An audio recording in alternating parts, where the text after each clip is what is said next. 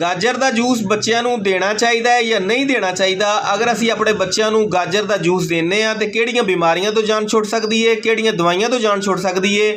ਤੇ ਇਸ ਤੋਂ ਇਲਾਵਾ ਅਗਰ ਅਸੀਂ ਨਹੀਂ ਦਿੰਦੇ ਤਾਂ ਫਿਰ ਆਪਣਾ ਅਸੀਂ ਕੀ ਨੁਕਸਾਨ ਕਰਨੇ ਆ। ਇਸ ਵੀਡੀਓ ਦੇ ਵਿੱਚ ਗਾਜਰ ਦੇ ਜੂਸ ਦੇ ਹਵਾਲੇ ਨਾਲ ਜ਼ਰੂਰੀ ਮਾਲੂਮਾਤ ਮੈਂ ਤੁਹਾਡੇ ਨਾਲ ਸ਼ੇਅਰ ਕਰਾਂਗਾ।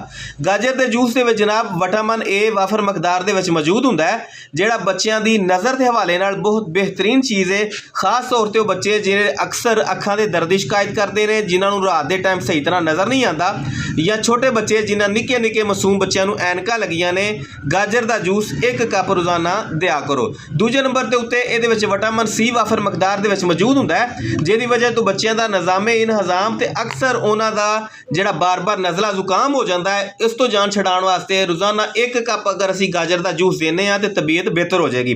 ਤੀਜੇ ਨੰਬਰ ਦੇ ਉੱਤੇ ਬੱਚੇ ਜਿਹੜੇ ਆਇਰਨ ਦੀ ਕਮੀ ਦਾ ਸ਼ਿਕਾਰ ਹੁੰਦੇ ਨੇ, ਅਗਰ ਅਸੀਂ ਰੋਜ਼ਾਨਾ 1 ਕੱਪ ਗਾਜਰ ਦਾ ਜੂਸ ਦਿੰਦੇ ਹਾਂ ਤੇ ਇਹਦੇ ਨਾਲ ਉਹਨਾਂ ਦੀ ਆਇਰਨ ਦੀ ਕਮੀ ਪੂਰੀ ਹੋ ਜਾਂਦੀ ਹੈ ਤੇ ਆਇਰਨ ਦੀਆਂ ਦਵਾਈਆਂ ਤੋਂ ਵੀ ਜਾਨ ਛੁੱਟ ਸਕਦੀ ਹੈ।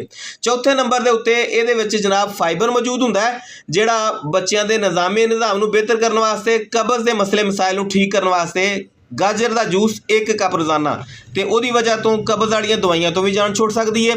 ਜਨਾਬ 6 ਮਹੀਨੇ ਤੱਕ ਦੇ ਬੱਚੇ ਨੂੰ ਨਹੀਂ ਦੇਣਾ, 6 ਮਹੀਨੇ ਤੋਂ ਲੈ ਕੇ ਤੇ 1 ਸਾਲ ਤੱਕ ਦੇ ਬੱਚੇ ਨੂੰ ਐਵੇਂ ਮਾਮੂਲੀ ਜਿਹੀ ਮਕਦਾਰ ਦੇਣੀ ਹੈ, ਤੇ 1 ਸਾਲ ਤੋਂ ਬਾਅਦ ਵਾਲੇ ਬੱਚਿਆਂ ਨੂੰ ਬੇਫਿਕਰ ਹੋ ਕੇ ਦੇ ਆ ਜੇ।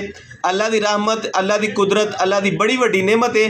ਮੇਰਾ ਉਹ ਭੈਣ ਭਰਾ ਜਿਹਨੂੰ ਗਾਜਰ ਦਾ ਜੂਸ ਅੱਲਾ ਦੀ ਇੱਕ ਬੜੀ ਵੱਡੀ ਨਿਮਤ ਲੱਗਦੀ ਹੈ, ਕਮੈਂਟ ਦੇ ਵਿੱਚ ਅਲਹਮਦੁਲਿਲਾ ਲਿਖ ਦਿਆ ਜੇ।